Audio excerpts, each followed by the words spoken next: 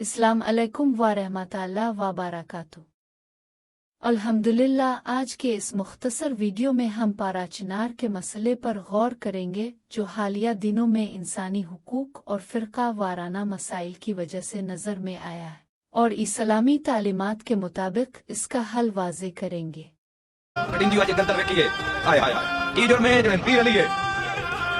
कोई ना कोई जख्मी, कोई ना कोई, किसी का सिर नाल कोई नहीं, किसी का सीना फटिया है, किसी के पैर नाल कोई नहीं, किसी का हाथ कोई नहीं। क्यों मारे ने जने अली इमाम है? और तो सतला के मुसाफिर क्यों मारे ने जने अली इमाम है? और स्कूल के अंदर जाके टीचर क्यों मार देते ने जने अली इमाम है?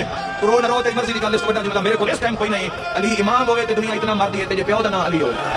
ana चना दिया मजलूम दिया हौसला दे सा ए पूरे मुसलमानां दे मजमे दी तरफ हौसला दे सा। थोड़ा वक्त रह गया नूर वाला है पर औखी मौत है। ये तो पता दीन है ना साडा।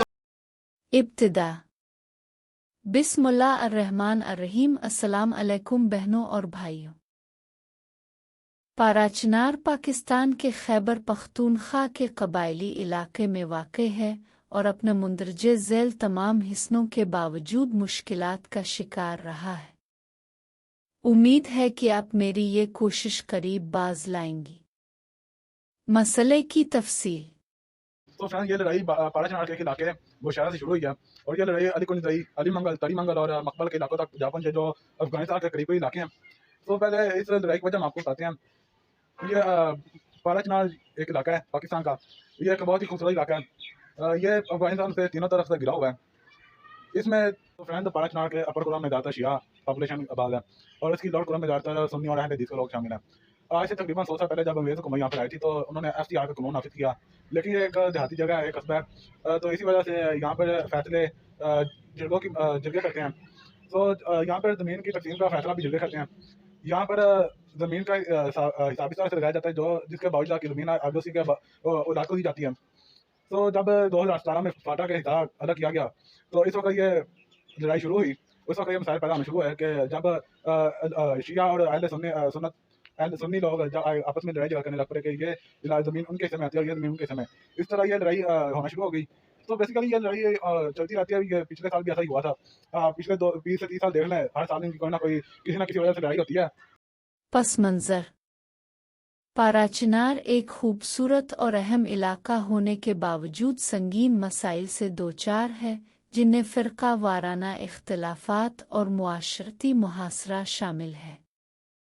उन मसाइल ने न सिर्फ मकामी सतह पर बल्कि कौमी सतह पर भी तवज्जो हासिल की है क्योंकि ये इंसानी हुकूक की खिलाफ वर्जियों और अदम इस्तेहकाम को ज़ाहिर करते हैं। तफसीली नुकात। फ़िरका वाराना इम्तियाज़ात में इजाफ़ा न सिर्फ मकामी हम आहंगी बल्कि बैन अल-अक़वामी इंसानी हुकूक के मेयारात की खिलाफ वर्जी की अलामत है।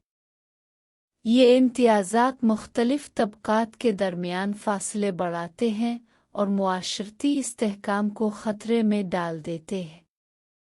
धरने और एहतजाज में इलाका वासियों की फ़ाल शिरकत ये ज़ाहिर करती है कि अवाम अपने हुकूक और तहफ़्फ़ुज़ के लिए आवाज़ बुलंद करने के लिए पुरज़्म है। उनका ये अमल उन मसाइल की शिद्दत को उजागर करता है जिनका फ़ौरी हल ज़रूरी है। पाराचनार के मसाइल को नज़रअंदाज करना कौमी यकजहती को मुतासिर कर सकता है क्योंकि ये इलाके की तरक्की में रुकावट और नाइंसाफ़ी की मिसाल बन जाता है। ज़ाहिर करते हैं ताज़ा तरीन सूरत हाल। रास्तों की बंदिश और किल्लत अशिया। पेशावर पाराचनार मरकज़ी शाहरा की बंदिश की वजह से इलाके में अशियाए खुरोनोश, अद्वियात और दीगर ज़रूरी सामान की किल्लत पैदा हो गई थी। खैबर पख्तूनख्वा हुकूमत ने इस बहरान के पेश नज़र हेलीकॉप्टर के ज़रिए अद्वियात और दीगर सामान की तरसील शुरू की। तालीमी इदारों की बहाली। तकरीबन एक हफ्ते की बंदिश के बाद पाराचनार में तमाम तालीमी इदारे दोबारा खिल गए हैं जो मामूलात ज़िंदगी की बहाली की तरफ एक मुस्बत कदम है।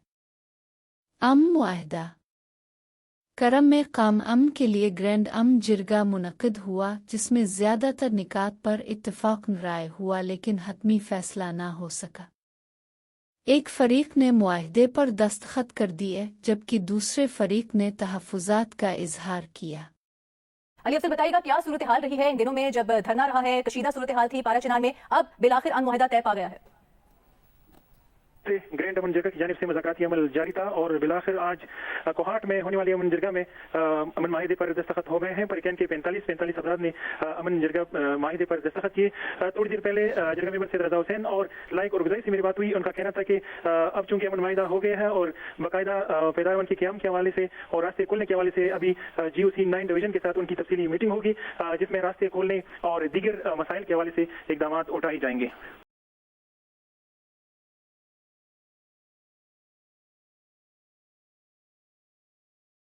معاہدہ طے پانے کے بعد راستوں کی بحالی اور امن کے قیام کے اقدامات کیے جائیں گے۔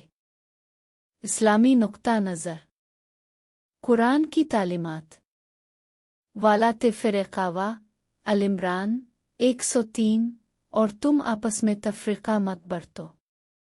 اسلام امن، انصاف اور اتحاد فراہم کرتا ہے اور ہر قسم کی ناانصافی کی مذمت کرتا ہے۔ العمران 103 اور اللہ کی رسی کو مضبوطی سے تھام لو۔ حدیث، مسلمان ایک دوسرے کا بھائی ہے، صحیح بخاری۔ یہ حدیث مسلمانوں کے درمیان محبت اور بھائی چارے کی بنیاد پر معاشرے کی تشکیل کی طرف اشارہ کرتی ہے۔ جو شخص اپنے بھائی کے ساتھ انصاف نہ کرے اس کا ایمان مکمل نہیں ہوتا۔ ترمذی۔ حل اور تجاویز، تمام مکاتب فکر کے درمیان مفاہمتی ملاقاتیں تاکہ امن و اتحاد فروغ پائے اور اختلافات کو کم کیا جا سکے۔ حکومت اور علماء ایک ایسے مستقل میکینزم فراہم کریں جو منازعات کو حل کرے اور اعتماد سازی کو فروغ دے۔ عوام میں تعلیم اور امن کا درس فروغ دیں تاکہ نوجوان نسل کے ذہنوں کو انتہا پسندی سے بچایا جا سکے۔ سوشل میڈیا اور دیگر پلیٹ فارمز کے ذریعے مثبت مواد کی تشہیر کی جائے جو بھائی چارے اور رواداری کی ترغیب دے۔ مقامی قیادت اور عمائدین کو مسائل کے حل میں شامل کیا جائے تاکہ ایک متفقہ لائحہ عمل بنایا جا سکے۔ اختتامی بات، اللہ سے دعا ہے کہ وہ ہم سب کو اپنی رحمت میں رکھے اور امن و امان فراہم کرے، آمین۔ اگر آپ کو یہ ویڈیو پسند آئی تو اپنی رائے ضرور دیں اور اسے دیگر لوگوں تک پہنچائیں اور ہمارے چینل کو سبسکرائب کریں۔ جزاک اللہ خیر۔